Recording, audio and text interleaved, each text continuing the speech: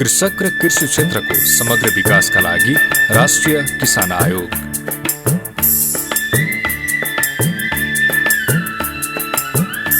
नेपाल मूलतः कृषिमा आधारित अर्थतन्त्र भएको देश हो। देशका 2/3 सक्रिय नागरिकको जीवनको आधार कृषिमा नै आश्रित छ। विश्वव्यापीकरण र अन्तर्राष्ट्रिय जगतसँग विस्तार हुँदै गएको सम्बन्धका कारण नेपालले पनि खुला अर्थतन्त्रलाई आत्मसात गरिसकेको छ। तसर्थ नेपाल जस्तो पिछडिएको अर्थतन्त्र भएको देशका किसानहरूलाई विश्व जगतसँग प्रतिस्पर्धा गर्न सक्ने क्षमताको विकास गर्न ठूलो चुनौती छ। नेपालमा कृषि विकासको संस्थागत थालनी भएको धेरै भएको छैन। यसबीच नेपाल सरकारले कृषि विकासको क्षेत्रमा केही प्रयासहरू गरेको भए पनि किसानहरूले अपेक्षा गरे अनुसारको प्रतिफल पाउन सकेका छैनन्, जसले गर्दा किसानहरू समयानुकूल जीवन जिउन सक्ने अवस्थामा छैनन्। परम्परागत कृषि पिछडिएको अर्थतन्त्र र आवश्यक सरकारी संरक्षणको अभावमा नेपालका किसानहरू र कृषि उत्पादनको विश्व बजारमा प्रतिस्पर्धा गर्न सक्ने अवस्था छैन। तसर्थ यस्तो अवस्थामा कृषि विकासको गतिमा तीव्रता दिनका साथै किसानहरूको आय स्तर बढाउन किसानहरूको संरक्षणको आवश्यकताको महसुस गरी नेपाल सरकारले मिति 2073 साल माघ 6 गतेका दिन राष्ट्रिय किसान आयोग कार्यकारी आदेश 2073 जारी गरी राष्ट्रिय किसान आयोग गठन गरेको छ।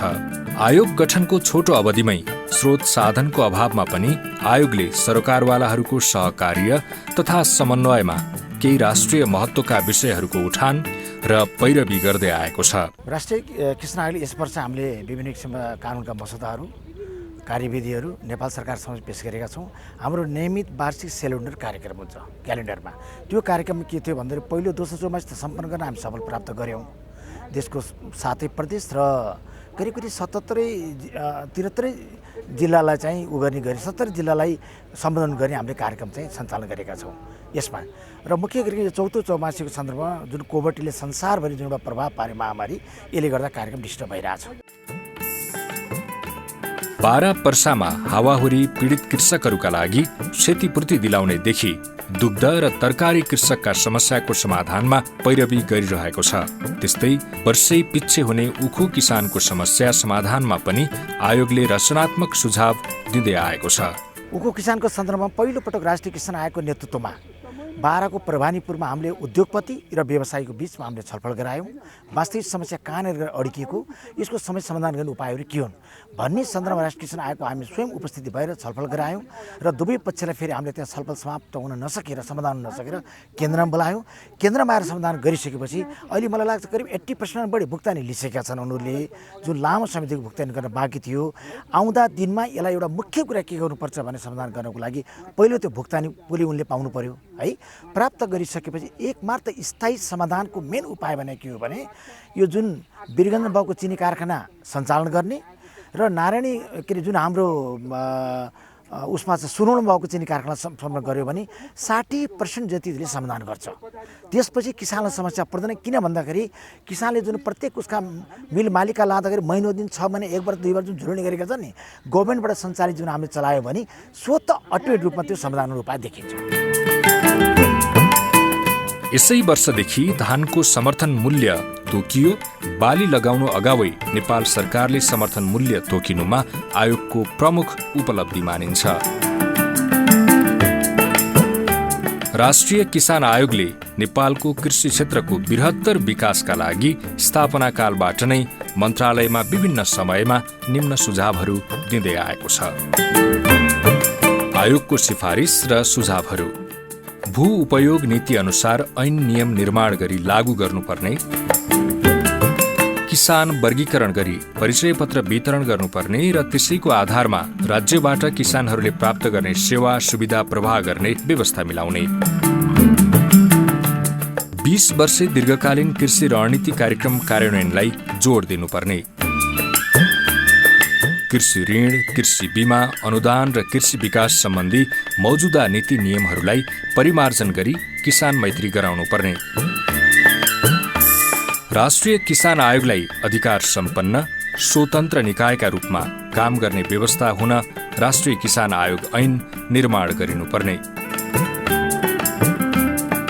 प्राकृतिक प्रकोपबाट हुने क्षतिबाट पर्ने प्रभावलाई न्यूनीकरण गर्न पीडितहरूलाई तत्काल उचित राहत व्यवस्थापन र मृतक परिवारलाई सहयोगको व्यवस्था गरिनुपर्ने। परिवर्तित सन्दर्भमा संघीय संरचना अनुसार कर्मचारीको मनोबल उच्च हुने गरी काम गर्ने वातावरण सृजना गर्न कर्मचारी समायोजनको उचित मापदण्ड निर्धारण गरी समायोजन हुने व्यवस्था गर्नुपर्ने। संघ, प्रदेश र स्थानीय निकायबाट सञ्चालन हुने कृषि र पशुपक्षी विकास कार्यक्रमहरूका लागि स्पष्ट खाका तयार गरी सोही अनुसार सम्बन्धित निकायले बजेट व्यवस्थापन गरी किसानहरूले हाल पाइरहेको सुविधा निरन्तर पाउने व्यवस्था मिलाउनु पर्ने। जंगली जनावर खास गरी बाँदरबाट देशका विभिन्न जिल्लामा कृषिजन्य उत्पादन र मानव आक्रमणमा पुर्याएको क्षतिको क्षतिपूर्ति पाउने व्यवस्था नभएको हुँदा सम्बन्धित निकायसँगको समन्वयमा ऐन नियम तयार गरी लागू गरिनुपर्ने। किसानको सामाजिक सुरक्षा भत्ता लागू गर्न विशेष पहल गर्नुपर्ने। त्यसको तत्काल लागू गर्दा गरिबी र मानव विकास सूचाङ्कको आधारमा पछाडि परेका जिल्लाहरूबाट लागू गर्न उपयुक्त हुने। बाँझो जग्गाको व्यवस्थापन र करार खेती व्यवस्थापन सम्बन्धमा आम किसानका लागि नयाँ नीति तर्जुमा गरी ऐन नियम मार्फत कार्यान्वयनमा ल्याउनुपर्ने। साना किसानहरूको संरक्षणका लागि कृषि उत्पादनका प्राथमिक क्षेत्रहरूमा प्रत्यक्ष वैदेशिक लगानी भित्र्याउन नहुने तर उपयुक्त नियमनसहित कृषिका पूर्वाधार निर्माण जस्तै सिंचाई, तटबन्ध, कृषि सडक, प्रशोधनका क्षेत्रमा प्रत्यक्ष वैदेशिक लगानी भित्र्याउन आवश्यक पहल गर्नुपर्ने।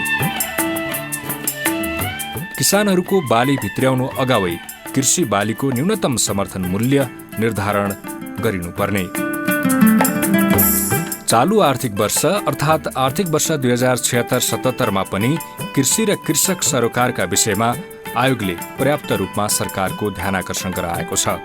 माघ 20 गते राष्ट्रिय किसान आयोगका सदस्यहरू काभ्रेका किसानको समस्या बुझ्न खेतबारीमै पुगेका छन्। पाँचखाल नगरपालिकाका किसानले केही हप्ता अगाडि इँटा र प्लाई उद्योगका कारण हरियो तरकारीले बजार नपाएको भन्दै सडकमा फ्याँकेर विरोध प्रदर्शन गरेपछि राष्ट्रिय किसान आयोगका सदस्य उदयचन्द्र ठाकुर र मीना तामाङ कृषकको खेतबारीमै पुग्नु भएको हो।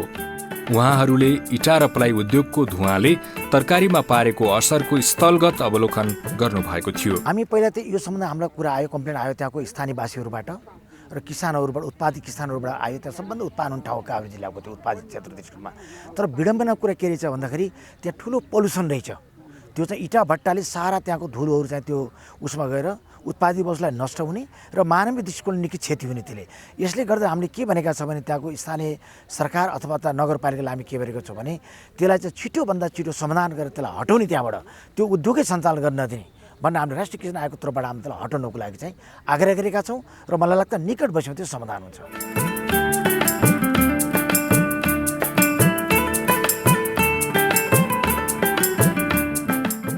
पाँचखाल नगरपालिकामा सञ्चालनमा रहेका 7 इँटा उद्योग र 1 प्लाई उद्योगबाट फालिएको कार्बनका कारण किसानको तरकारी कालीमाटी बजारबाट फिर्ता आउन थालेको गुनासो गरे।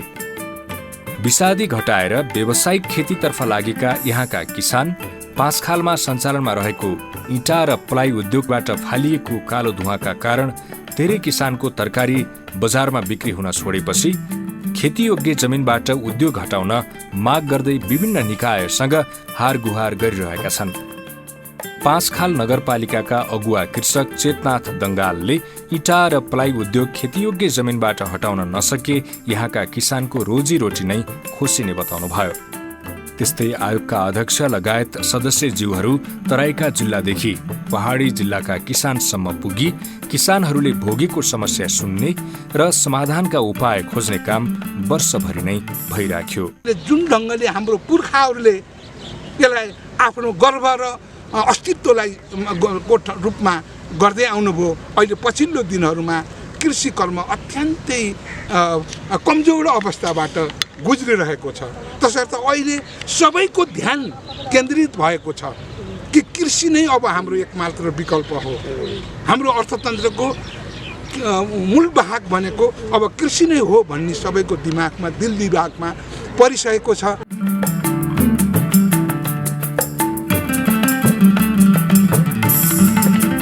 आयोगको दूरदृष्टि आम किसानको हक, हित र अधिकारको संरक्षण र प्रवर्धन गर्ने मूल मर्मलाई आत्मसात गर्दै कृषि नै विकास र समृद्धिको आधार हो भन्ने मान्यताका साथ किसान अधिकार संस्कृतिको विकास गर्ने रहेको छ। आयोगको लक्ष्य किसान अधिकार मैत्री वातावरण निर्माण मार्फत सबै किसानले आफूलाई प्राप्त अधिकारको निर्बाध उपभोग गर्न पाउने स्थिति निर्माण गर्ने। आयोगको ध्येय विश्वव्यापी रूपमा आत्मसात गरिएका किसान अधिकारका सिद्धान्त, मूल्य, मान्यतालाई अवलम्बन गर्दै स्वतन्त्र, निष्पक्ष, विश्वसनीय तथा नेतृत्वदायी राष्ट्रिय किसान अधिकार संस्थाका रूपमा आयोग रहनेछ।